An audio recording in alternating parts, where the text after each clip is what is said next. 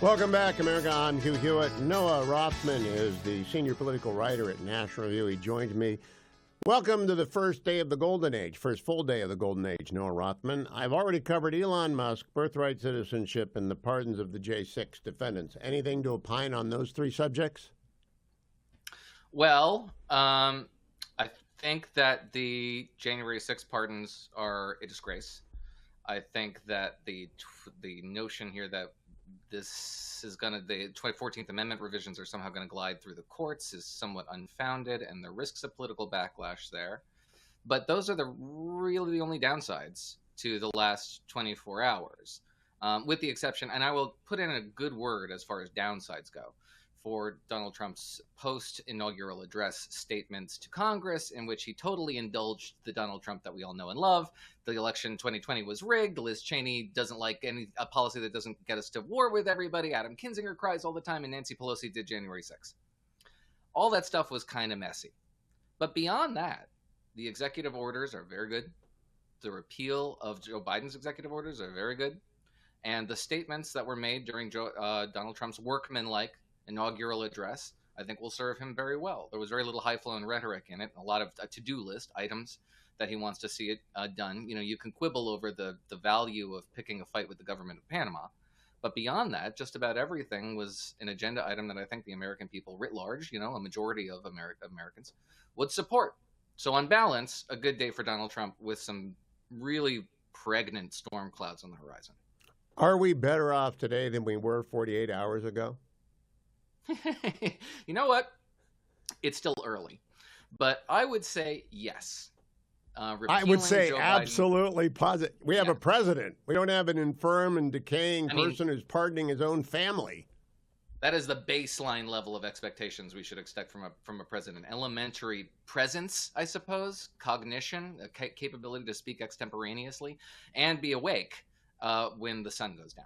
That's the baseline level. But beyond the baseline level, repealing Joe Biden's executive orders on DEI, gender ideology, the climate crisis, counting illegal aliens as residents of states for the purposes of reapportionment, pandemic stuff, the International Criminal Court, court packing, all that stuff is gone. And by virtue of it just being gone, we're in a better position, to say nothing of the affirmative actions that Donald Trump has taken in the last 24 hours to increase American energy exploration and exploitation, you know, addressing the immigration crisis, withdrawing from the WHO, on and on and on. All of that's laudable. I want to say, no, I began the show by dealing with Elon Musk not being a Nazi. Do you agree with me on that that was not a Nazi salute? Yeah, well, I mean, yes, I do, but I could also defer to organizations like the Anti-Defamation League, which isn't exactly a shrinking violet when it comes to accusing Republicans of engaging in anti-Semitic gestures or acts. And they gave him a clean bill of health on this one, which seems obvious if you watch the actual clip. He's making this sort of exaggerated gesture. I'm literally saying previously, my heart goes out to you, clutching where his heart was, and then extending his arm out into the crowd as if to project his heart into the crowd. It makes really perfect sense when you watch it live. But ADL got so much flack for this, and Jonathan Greenblatt, who's the CEO over there, got so much flack for this.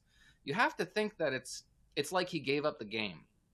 They think that if every oar isn't rowing in the same direction, if all progressive engines are not trying to work you over and convince you, shape your perceptions of reality through rhetoric, then the trick's going to fail. It's not going to work out. So they got to police their own members. They got more angry at ADL and John Greenblatt than they got at any Republican who was pushing back on this thing. And I think that's very telling. No, the second subject, birthright citizenship. I've been teaching Wong Kim Ark for 25 years, the 1898 case about birthright citizenship. It's not directly on point for many of the people who are born in the country because their parents are not legally domiciled here, but I believe it is going to lead the Supreme Court to confirm that everyone born in the United States is a citizen, and that will be a relief. We'll close the door on a cracked open door, and we'll get it over with. It's probably going to be 9-0, might be 8-1 or 7-2. I don't know for sure, but it's definitely going to be upheld. Is there any downside to the President of the United States putting that before the court so they can answer conclusively that people born in the United States are American citizens?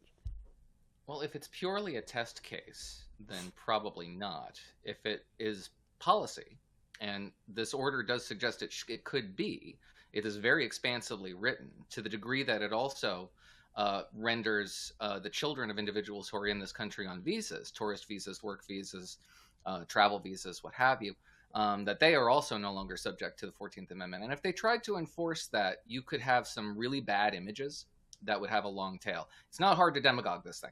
You find a child, 2 years old, knows nothing of her home country, all of a sudden has to be shipped back to Bangladesh, is a very sympathetic figure. And it will be enjoined and adjudicated very quickly. Now to the J6.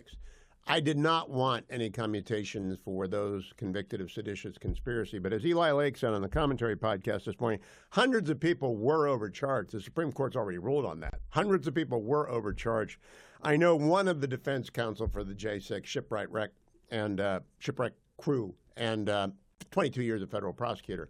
There was a lot of prosecutorial abuse going on here. However, do you think Donald Trump simply decided to get this off his desk with one fell swoop so he could focus on big things? Maybe, but I think this has a long tail on it. Look, we were lied to. We were point blank lied to. And it made sense that we were lied to. That people like J.D. Vance said, obviously, we're only going to pardon nonviolent offenders. Donald Trump himself said, I'm going case by case. And if they were nonviolent, I think they have been greatly punished. And, Speaker Mike Johnson, on and on, telling us a very reasonable thing, which is that we should observe elementary discretion between violent and nonviolent offenders. They asked us to observe that scrupulous distinction. And then they didn't observe it themselves. They had no intention. Not to our knowledge. Not to our knowledge. I'm a lawyer, so I've got to point out we don't know what the process was leading up to this. I just published 7,000 words on left-wing violence, and left-wing violence occurs because of agitation from the left, but it also occurs in response to the perception of violence on the right. Sometimes real, sometimes just perceived. But political violence begets other actions of political violence. It is reciprocal. It is cyclical. And the reason why we have an epidemic of political violence in this country today is because both sides of the political spectrum do not apply consistency when evaluating episodes of political violence. But with that, I got 1 minute left. I'm going to go read your 7,000 words, Noah. Where are the 7,000 words at National Review? It is commentary. It is the lead article in the February issue of Commentary Magazine. What's the title of it? It's called A Clockwork Blue. Oh, I heard you talking about this on the pod. Yeah. Yes, I heard you talking about this on the pod. You know, the question of who struck John, what begets what, is not at this point, I think, useful to everyone. But we need to go forward. And actually, can I keep you for another segment, Noah? Because I got to talk to you. Are you pressed? Because I want to ask you, go look at Haviv Rettig-Gur X account during the break and the incident at Columbia today. Because I want Trump to bring the Division of Civil Rights, the FBI, and the Office of Civil Rights at the Department of Education down hard on Columbia tomorrow, if not tonight, in order to stop this. Because political violence doesn't always end in bloodshed. It sometimes ends in intimidation. And Columbia is aiding and abetting intimidation of the worst sort against Jews on their campus. I'll be right back with Noah Rothman on the Hugh Hewitt Show. Welcome back, America. Hugh Hewitt with Noah Rothman of National Review. Noah, during the break, I don't know if you had a chance to see the clip of Professor Avi Shalon at Columbia teaching the class on the modern history of Israel being interrupted by Tentifada people. What do you make of that? How would you like President Trump's Department of Justice, FBI, and Department of Education to respond? Well, first of all, I would like to see universities pursue a policy that makes the kind of masking in which they were engaged, covering themselves in keffiyeh in order to shield their identities, that makes that, if not prohibited, then at least stigmatized significantly. But the DOJ Civil Rights Division, I believe, is fully obliged, and within their rights, to sue colleges and universities for infringements of the students' civil rights who are subject to this kind of treatment. They are not just having their educational experience disrupted, they are being targeted with discrimination based arguably on creedal discrimination. It's actually a crime, Noah. You can prosecute people for the violation of the civil rights of individuals. Now Columbia is probably not chargeable, though they are sanctionable. Those students are chargeable And I don't think this is going to stop until people get charged. No, that's the thing, is that, and this is part of the reason why I'm so frustrated with the pardoning of January 6 defendants who committed violent acts and were convicted with mountains of evidence indicating that they engaged in violent acts. That sort of thing is a deterrent against criminality, against violence. And, Joe Biden pardoning Leonard Peltier erodes that stigma. Donald Trump pardoning violent J6 protesters erodes that stigma. We're all playing with excusing, if not rationalizing and possibly excusing the sort of violence that is engaged on behalf of causes that are proximate to our own ideological proclivities. And that's really dangerous. It's a two-way street.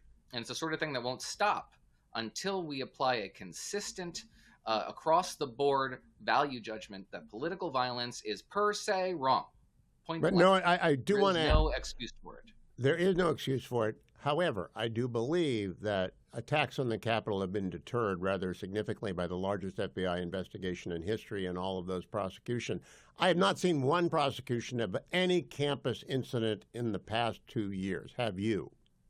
Not in the campuses, no. Not that it comes to mind, which isn't to say that they haven't happened. I just haven't seen them. There have been prosecutions of individuals who engage in violence, vandalism, and menacing civilians in American cities, for example, when they get off campus. Then they're subject to the jurisdiction of law enforcement. The public safety officers on these campuses, they don't enforce those rules.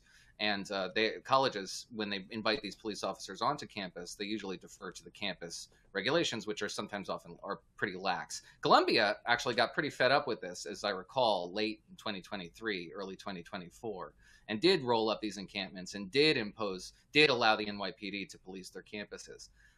But it certainly hasn't lasted. And these colleges need to have some spine inserted into their backs. I'm not exactly sure how to do it, but giving them cover through the Justice Department might allow them to do what they would otherwise want to do, but feel they can't just because they're so beholden to progressive pressure groups.